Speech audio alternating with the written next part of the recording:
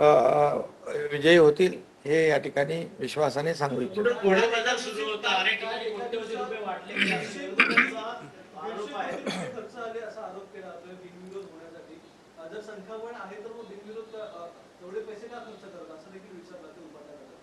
खरं म्हणजे हे काय पैसे मोजायला होते का तिकडे?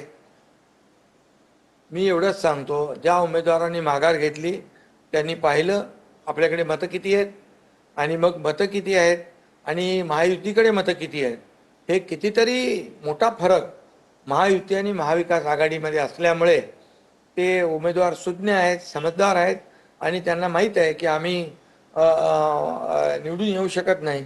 उलट जर निवडून येणाऱ्या उमेदवाराला मदत केली तर आमच्या भागामध्ये कामं होतील. धन्यवाद. थँक्यू.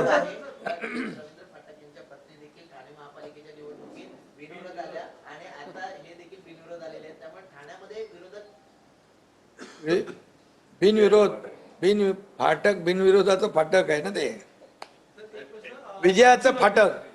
म्हणजे त्यांच्या पत्नी देखील महापालिकेच्या निवडणुकीमध्ये बिनविरोध झाल्या, तेही झाल्या. म्हणजे हे एक योगायोग आहे. तर मान्सून अगदी तोंडावर आलेला आहे. अगदी 2 दिवसात मान्सून पोहोचेल असं सांगितलं, गोव्यापर्यंत पोहोचलाय. मुंबई असेल, मुंबईतले नगरसेवक किंवा मुंबईतली एकूण तयारी मान्सूनची आज देखील एक आढावा बैठक होती. ठाण्यामधली तयारी, ठाण्यामध्ये देखील अनेक वेळा दरडी कोसळतात किंवा अनेक घटना होतात. तर प्रशासनाला काय? प्रशासन पूर्णपणे अलर्ट आहे. दरवर्षीप्रमाणे त्यांचं नियोजन योग्यपणे चोख ठेवलेलं आहे. त्यांनी येणाऱ्या प्रत्येक संकटाला सामोरं जाण्याची पूर्ण तयारी आहे. सर्व यंत्रणा सज्ज आहे आणि कुठलेही संकट येऊ नये, आलं तर त्याचा मुकाबला करण्यासाठी आमच्या प्रशासन यंत्रणा पूर्णपणे तयार आहेत.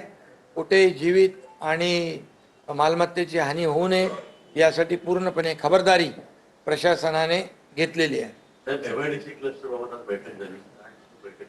क्लस्टरच्या बाबतीमध्ये आज बैठक झाली. क्लस्टर हे जे योजना जी आहे देशातली पहिली योजना आहे आणि समूह विकास जो आहे त्यामुळे लोकांचं जीवनमान जे आहे हे बदलण्यासाठी हा क्लस्टर प्रकल्प आपण आणला.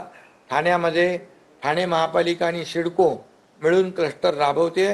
उंच इमारती ज्या आहेत त्या 25-30 मजल्याच्या इमारती उभ्या राहत आहेत आणि